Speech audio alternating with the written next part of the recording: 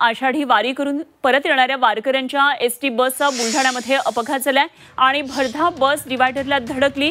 या अपघातामध्ये 30 वारकरी जखमी झाल्याचं कळतंय।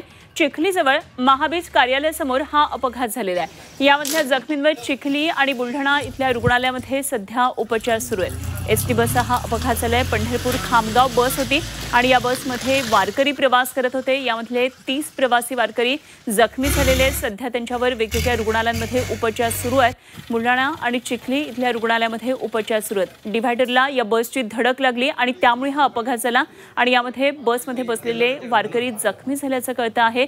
आषाढी वारी करून परत येणाऱ्या वारकऱ्यांच्या एसटी बसला अशा प्रकारे हा अपघात झालाय।